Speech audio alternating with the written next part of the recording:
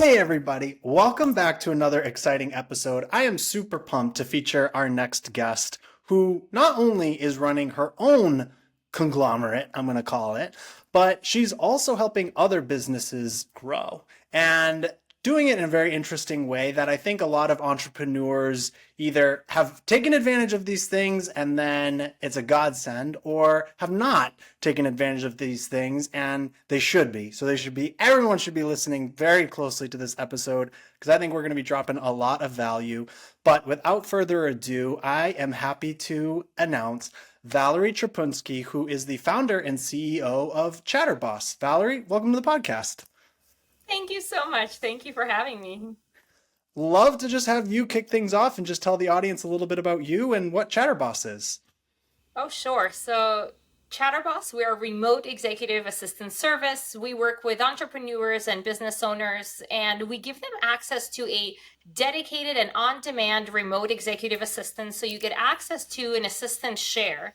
And for all businesses today, you need an executive assistant, right? An executive assistant is like that middle person that you're able to have almost this like catch-all, this possibility to be replaceable in your business starts from having an executive assistant that is, that has access to the passwords, right? That's able to troubleshoot things. And so you have real days off that you're able to have. So that is ChatterBoss in a nutshell. We are the first remote executive assistant service of its kind. We were the first in the iOS App Store offering on-demand and dedicated support. And our clients, not only do they get that dedicated person that's their person, they also get a backup assistant. So the backup assistant is there whether you're sick, whether your assistant is sick or they're away or something happens. So you have that continuity. It's been a real pleasure working with the entrepreneurs that we've had for over these years, and seeing, right, what separates success from failure, right, in the world of in the startup world. Oh yeah, because your case studies and your testimonials, I'm sure, are like those, like you changed my life, and those are really fun. I mean, those are the best testimonials that you could get. Yes, absolutely. Yes, especially, my background is that I was a personal assistant and a chief of staff. And so I've had an opportunity to work for A-list celebrities and high net worth individuals. And what's fascinating in those positions, right, is, well, you learn a lot. You get to see how really successful people operate and leverage their assistants. But there's an expectation of what an assistant does, right? And those individuals really know how to leverage their assistants. And so it was always really, one of my reasons for starting ChatterBoss was that I wanted to have this ability to delight business owners, right? That like I could really, it's not something that's necessarily expected to the amount of to the degree that an assistant can be your right hand and your thought partner and really someone to shoulder the burden of your business. So it's been really fun giving that experience to small business owners and entrepreneurs. I love that. Yeah, I mean, because you guys, you literally call it out and you say that you're going to turn them into a mini COO, which in theory is the dream, right? And I mean, I mentioned it. I said before we hit record. I mean, one of my favorite shows is Suits, and I always think of Donna, right? Of like that is to me the dream assistant of just the person that solves the problems before I even knew I had the problem. And so I'm curious, a when should someone be hiring an assistant, whether it's a personal assistant or executive assistant? When should they be hiring them, based off of size or growth or et cetera? And then two, is a Donna a reasonable expectation, or what should they be looking for if they have determined, okay, I should be looking for an assistant? So it's a great question, right? About when is the right time to hire an assistant. I have an article on Medium about it where I have a chart and you can kind of like really dive into it at the pros and cons of getting an assistant at every stage of your business, right? But I write this article where I say that the right time is a myth. The real right time is now, right? With the caveat that finances aren't going to stress you so much that you're going to sabotage that relationship, right? Sure. But the idea is, once you've gotten your, and some entrepreneurs, right, they come into Well, you may have funding, you may have a certain budget, right, that you're bringing in terms of savings to run your, to start your organization. If there is any of that that's available, having an assistant come in even 1 hour a week is huge, right? So I would say in those cases, right, or you're already generating some kind of revenues, you want an assistant, because the more that someone is able to take the administrative piece off of your plate, the more that you as the business owner can focus on the things that only you can do. And people talk about ROI in a lot of different ways, right? Is it the value of your hour? If you just do the calculation that way, right, then it totally makes sense to do it earlier on. But I have a client that uses this analogy, right? And I haven't been able to come up with a better one yet, but it's this boiling the frog analogy, right? I didn't know this, that if you put a frog into cold water and you turn up the heat little by little, they won't jump out when the water gets too hot, and you'll boil them. So sad. And but the other scenario is that when the water is really hot and you put a frog in, they're going to jump out, apparently, right? Yep. But so this kind of a situation is the same thing that happens to entrepreneurs when it comes to the administrative burden. So Mm. if for the first 3 years of your business, you're the one that's doing the administrative piece of your work, you've trained your brain successfully to be the assistant in your business. It's then much harder to detangle and all of that, right? So as soon as possible, right? As soon as it won't be, this, it's okay that it's a financial, that there is like some financial burden to it, right? You should pay for the right support that you need, right? But where it's not going to sabotage the relationship. So that's important. And then the other piece, right? So tell me a little bit more, right? Because my memory is a little bit fuzzy, exactly the characteristics. And also for the listeners who haven't watched the show, what are the characteristics of this character, and what makes them be perceived as this like super assistant? It's a really great question. And I it's a hard thing, I think, for me to put like an exact case to, but what I've found, so with my own personal Mm-hmm. hesitations, with my own, I mentioned to you before, I've hired assistant, I've heard virtual assistants, I've also worked with services, I don't want to say similar to yours, but that source you a talented assistant, Mm-hmm. and those did not, and one did not work out for me at all, and it was just like, Mm-hmm. and it's interesting because I think for some people it's really obvious, right? Like for some people it's like, okay, they love to delegate, they're good delegators. I think we should definitely talk about delegation at some point, but they're good delegators, and then they also have a lot of actionable, repeatable tasks, right? It's like Mm-hmm. someone who runs an SEO business. Everything is repeatable. What we do for every client, it's the same. And so for those people, it's very easy to put an SOP together and say, hey, I want you to take care of X, Y, and Z. And it's super easy for them to do it.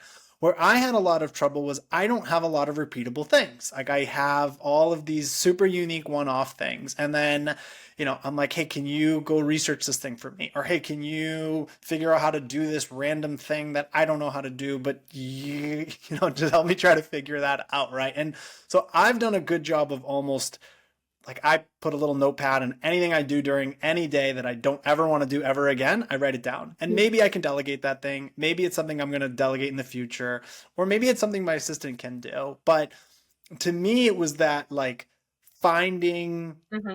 yeah, I think it's like the what I mentioned earlier, finding the problem before you even know it's a problem, or helping, or like my assistant always says, like she's here to like relieve the pressure, right? To help like help me do more output, right? To take Mm-hmm. things off of my plate. So to me, that's my expectation at least, right? And that's where we've worked really well together and figuring out how we do that. But I think on the other hand, like the Donna example, which is a silly but semi like not silly example, right? I think it's just someone who just kind of knows all, right? And they just come in and they like know how to solve all of the, but they've also had a very long relationship in this show, Mm-hmm. right? And so I think that's another thing that I had to think about. I was like, hey, it's not going to happen in month one. What employee comes in month one and just turns my business around? Nobody, right? Yes. No, it's I love the way that you share this, right? Because this comes up for a lot of entrepreneurs that we interact with, right? And then and there's a lot of things in the space. Every time that we're doing something new, right, there is this preconceptions, whether we get it from the media or conversations with other people, or movies or shows that we watch, right? And so there is a lot in the administrative, executive assistant space, and the conversation is changing, right? And ChatterBoss is really proud to be one of the conversation changers in this space, right? That your assistant is more than just a task doer. Your assistant can be your right hand and a partner in your business. And as you mentioned, right, some of our clients will say, right, feels like a mini COO, but how do you get there? And a lot of the positive experience, it depends on you. And you mentioned also this delegation piece, right? We don't all start, the people who are master delegators today didn't start from being master delegators. It is absolutely a muscle. And so just like you don't get up from the couch and you run a marathon, it's the same thing with delegation. And that goes to the point, right? The earlier that you start, even if it's 30 minutes or an hour, you have this opportunity to actually flex this muscle. So by the time you need more and more support, you're able to get it. But that sync, right? I think what you're talking about is this sync, right? Like I want to Yeah. be understood, and I want to understand the person that I'm interacting with, right? And I want it to feel easy, and I just want that click or that spark or that magic, right? That we seek in just in every relationship, really, right? But what we really seek in like close relationships. And it's interesting that that falls with in line with the executive assistant a lot, because as you rightfully mentioned before we started recording, right? This is a person that, knows all of the things that are going on in your life eventually, right? Like it's kind Yep. of hard to hide, right? Parts of Yeah. yourself if you are delegating in this kind of a way. So it becomes intimate, and you start to they start to know all the things, they have the passwords, they know all of the key players, they become an extension of you. That is the dream. And you also really rightfully said that it takes time, right? So one, you want to hire right. You want to make sure that you're bringing on the right person where you have the highest likelihood of a match. What we do at ChatterBoss is that we, in addition to looking at the skill set, how you delegate, what you're going to delegate, your 6-month roadmap, we also look at your character. And that's very important. We look at your character, how you are kind of naturally, and then we look for an assistant that's going to be the right match from a character and personality perspective.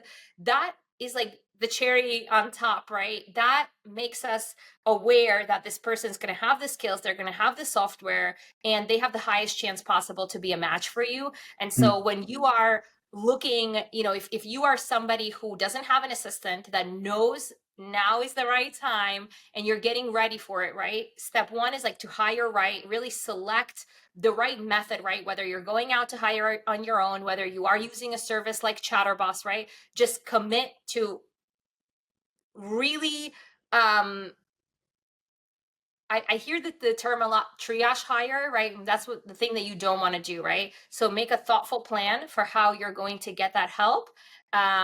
And then, yes, if there is this, opportunity to look at the personality, look at the person holistically, and yeah, have patience. Like you said, right? You have to have patience, and then the person will get to know you over time. Yeah, that makes a lot of sense because I like two things that you said a lot. One being the personality component to it, because that was like when I hired my operations manager, I am not a good operations manager. But when you're growing business, in the beginning of the business, I had to be. But then, so I knew I did all the personality tests and I had the operations people, right? The interview, during the interview process, taking the personality. And I'm like, I want the opposite, right? And I forget I think it was the Colby test or whichever one that was like much more specific even so. And I was like, I want the opposite Colby profile to me.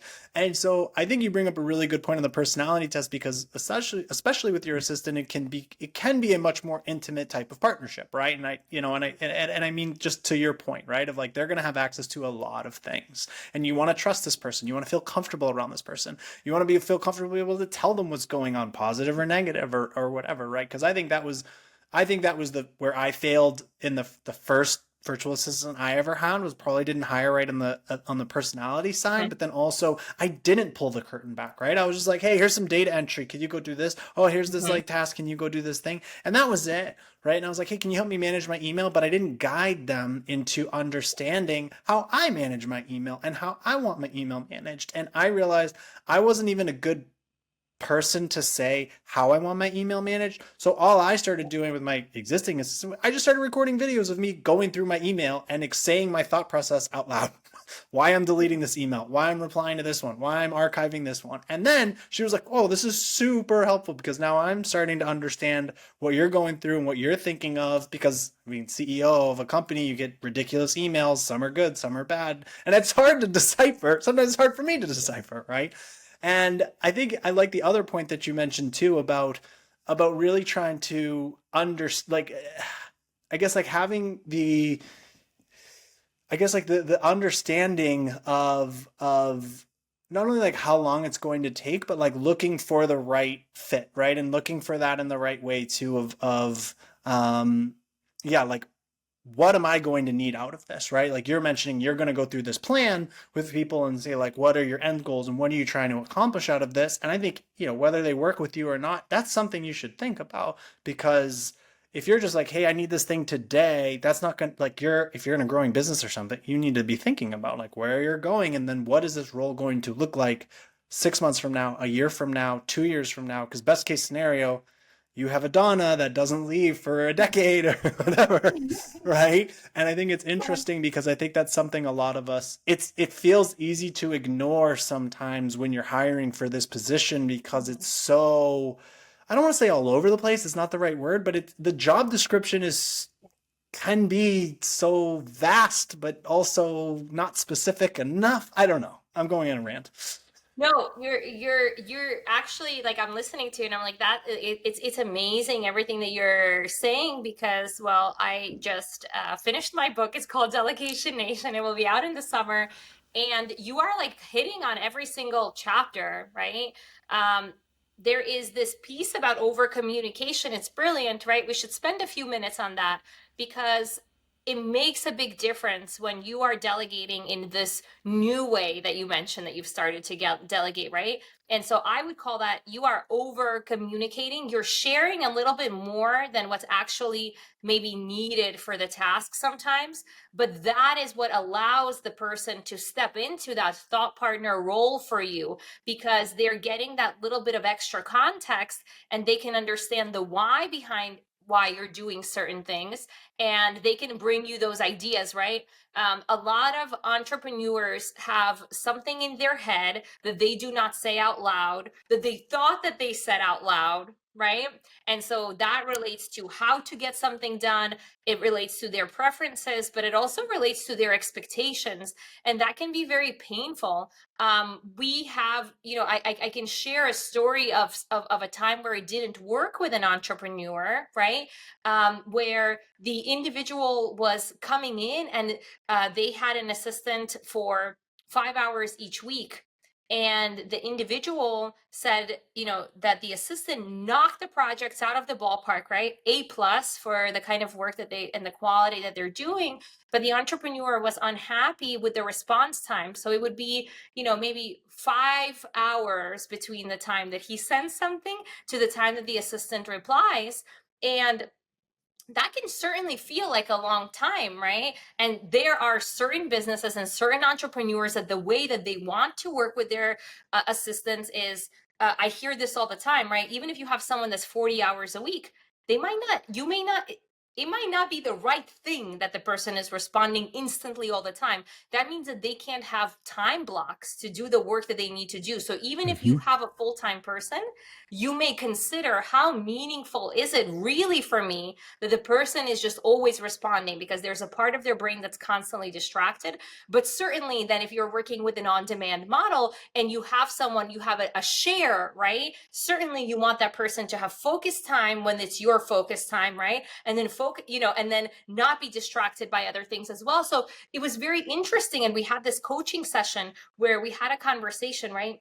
You have to at least share your expectations before you separate, right? Yeah. Because if you do not share your expectation, I can almost guarantee you the next person that's going to come in is going to struggle in the same way. And sometimes you ask for something and you get it. It's miraculous, right? Yeah. But we have to remember to say it out loud. So I think it's perfect and it's amazing, the lessons that you've learned. And that is why you are now, experiencing this magic sync that everyone is, that everyone is after. Yeah, no, you're absolutely right because the expectations piece is really important, and and I think it is something where, I mean, we all are working. Wait, I think you made the point right. If you can afford it and you're working more than 40 hours a week, like if you don't have that much stuff to do, okay, you're living the dream apparently, or you're doing something completely wrong. But for the vast majority of us, we're way overworked, especially for a business owner or CEO or anything like that. And then I think the piece of it is yeah, to your point, like everyone can use one. And for me, like I have mine do a bunch of personal stuff for me too because I travel full time. I literally book an Airbnb and flights like multiple times a month sometimes, right? And coordinating between this and that and like I think I'm doing like 4 cities in 2 weeks in next month, right? Because like I've got to go to these different events and all these different things, and so I'm like, that's going to take me 2 hours to figure this out and do the research on the right flights and this and that and rah rah rah. So and then I set the expectations exactly how I wanted it done, and then what to look for. And then I'm like, as long as it's this and this and this, like these time frames, and I want like the shortest flights possible or whatever, right? So once we figured out the process of it, then it was like, cool. Now I just trust her to just do it without even my opinion. And then if she has a question, of course she'll ask me. And I think it's an interesting one because like that's such a simple, easy example of like, okay, it's an easy thing for me, and that's that's a very easy thing that just got lifted off my shoulders of like Sunday nights I'm always looking for a flight or something ridiculous, and now I don't have to anymore. But I think to your point, like there are so many, such an easy thing to solve, but then there's so many big things that you can delegate that like you're not, right? And Mm-hmm. then and to me I've noticed the really little one-off things that take a few seconds, and you're like, well, it takes a few seconds, why would I even worry about delegating this? Yep. But that compounds. Yeah. All right. Everything is real. Yeah. And then the other piece of it is like the bigger picture thing. Like I am turning my like I went to my assistant and I was like, if you work with me really closely and we do all of these things, like you are going to become one of the best damn marketers in the world because of the things that I'm going to have you work on with me. And that's when you will be more valuable to me as well, because we can work on all these really cool and interesting marketing things. And it's going to make your job more interesting too, instead of just like data entry or help me fill out a form or HR type stuff, right? And so I think that's the other aspect too is thinking about in your role how it can make your job easier, but how you can also make you more effective. Because I think that's something I see a lot of other entrepreneurs miss, and even I should listen to my own advice as well, because I could use some improvement on it too. All of us, right? All of us know sometimes, well, look, sometimes the tactics are not even available to us, right? And then we know the tactics and sometimes we don't use them, right? And so all over the spectrum. But there's something that you said around what it, the job description, right? That perked my ears up because we talk about this a lot as well. And the assistant, I find to be one of the most complex roles that you can place within an organization, because Mm-hmm. it becomes this like catch-all for so many things, and it's a really important role that supports the entrepreneur so much. And again, you're looking to avoid the friction and all of that and to make you more effective, right? So then you have to delegate the right things. But it's a role that doesn't really have a job description. So if you look at like the standard job description for for a customer success manager, or if you're looking for a job description for a salesperson, then all of these things they have more commonalities than, for example, that executive assistant role. There is a lot of there is a whole world of like how you can use your assistant. Plus, you talked about the personal assistant side, right? Yep. There is so much that we could be leveraging if we start to let go of the personal things. Our life needs to have balance, right? And so sometimes if all of our attention is on the business, then the personal side starts to starts to suffer. And so we can really leverage assistance in that kind of a way. But there's a lot psychologically around delegating the personal things, right? Like, am Yeah. I caring less about the people that I love if I'm delegating out, or if I'm asking for help with like birthday gifts, or if my spouse asks me for something and instead of doing it, I'm getting support. Like, is that okay? There's like so many of these like hidden rules or like questions that come up for us. So it's really fascinating. But everything that we have on our plate that we don't actually do, right? We talk about being more effective.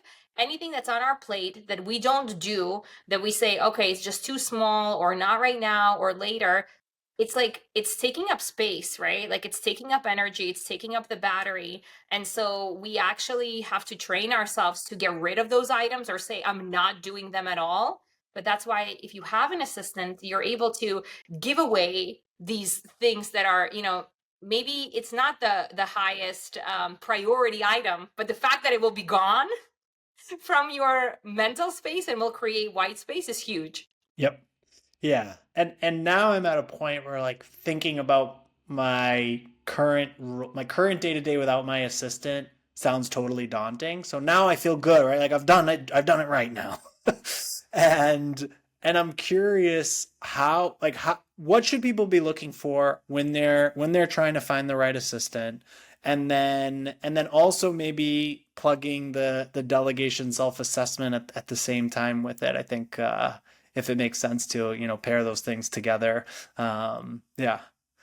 Yeah, absolutely. Right. And one thing that you're saying, like, I just have to touch on that, right? So that's super exciting. You've gotten to this part, right? And what for you, right? At least, right? Or entrepreneurs in your space who are super happy with the assistant that they have. I believe that things really work in pairs. And so for us, the model is that you have a backup assistant. And so there is, so in your case, really good SOPs, knowing where your SOPs are is really important. What we encourage our clients is to have one meeting with their assistant every month where they review the SOPs. It's like a two-way contract, and you say like, yes, this is, how you're doing it is the way that I want you to be doing it, right?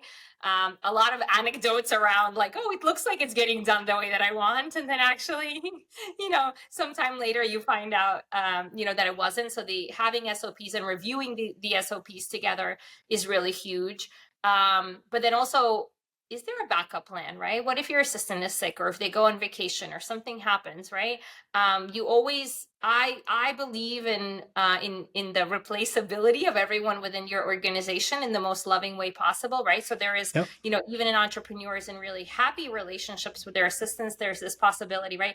Can I get just a few hours a month where someone is adding this additional support just in case, right, something happens, so there is more of that continuity. How do you find the right person? There's so many options. You have so many options, right? We could say too many options today for everything. Whether we're getting lunch or we're hiring, right? Like, there's a lot out there. And so you want to really, there is a conversation, could be a really long one, about, do you go offshore, do you stay, within the US, or wherever your business is. My personal opinion is that your assistant should be in the country, either where you are or where your customers are. So if your business is a US based business, then I recommend having an assistant in the US. ChatterBoss is a US based, our assistant, the dedicated assistants, are US based. So we find that to be important. If you are looking to do the hire on your own, right, you want to have the job description. You want to think about your 6-month kind of roadmap. What are the kind of things that I'm going to be looking for? And, that personality component as well, right? That's super important. What we do with ChatterBoss is, so when we pair our clients to the assistants, we look at the experience, we look at the skill set. We look at the software that they're familiar with. We look at their background, what kind of industries and entrepreneurs they have supported. Obviously, time zone availability. Their motivators, and then we look at character as well, and we look at the character of the entrepreneur, and we look at the first 6 months. So we make a roadmap for the first 6 months, and we look to match to ensure that the assistant is matching what's needed. So And if you are working with a service like ChatterBoss, you don't have to come with the SOPs. You don't have to come with knowing everything, right? For us, you just have to come with the willingness and the ready to get support, right? And you're absolutely going to get supported. And one thing, we have a free tool. You can go on our website, chatterboss.com, and you'll see a pop-up come up for the delegation self-assessment. I really encourage entrepreneurs who are just starting in their delegation journey, or if you are inside of the delegation journey but you're struggling a little bit, and even if you think that you're rocking it, right, you can identify specific gaps in your delegation. So far I have not met anyone that's in the top 10% of delegators. I'm still looking for those people, so if it's you, take the assessment, because I want to find you and study you. But the truth is that all of us, well, we have some barriers to delegation, whether it's our character, whether it is whether it's the experience and all of that. So I welcome you there. And for the month of April, we are continuing to give away free delegation self-assessment coaching sessions, so we can actually work with you to talk to you about the delegation gaps that you may have. Awesome. Valerie, a ton of value here. I mean, I think the long and the short of it is pretty much everybody should get an assistant. And I think you could even lend your assistant out, which I do. I lend my assistant out to like multiple team members on my team, like if I know that they need help with something and I know she can step in and things like that. And so don't be afraid to do that. What you should be looking for, things you should be thinking about. We could all get better at delegation is what I just heard from you 2 seconds ago. And so yeah, Valerie, I really appreciate the time. Last question, any book that you recommend? Of course, I know you mentioned that your new book is going to be coming out soon, but so certainly feel free to plug that. But yeah, any other book that you've read recently that you'd recommend to the audience? Oh my gosh. So many. We have a book club inside of Chatterboss, and we had all these business books, but the books that we've actually been reading recently, for anyone who's, interested in this kind of genre. Well, we just finished The Body Keeps the Score. Fascinating, right? Just, I don't know if you've read this book, but um, just fascinating how our brain works, how our brain responds to trauma and all of that, right? One of my hands down most favorite books right now. I also love A New Earth by Eckhart Tolle. So really, really beautiful book. I actually, I have a lot of business books that I read, but my favorite ones tend to be outside of the realm of business, because I'm so inside of, the day to day working with the entrepreneurs, and you feel like you get those lessons all day long. And Sure. so sometimes if I'm reading, I want to like expand my mind in other ways. So those are the two, if anyone is looking for a break from business books. Love it. Appreciate it. Again, thank you so much for the time, Valerie. Definitely encourage everybody to check out Chatterboss. And if you don't have an assistant yet, get one. And yeah, again, really appreciate the time. Thank you. Thank you so much.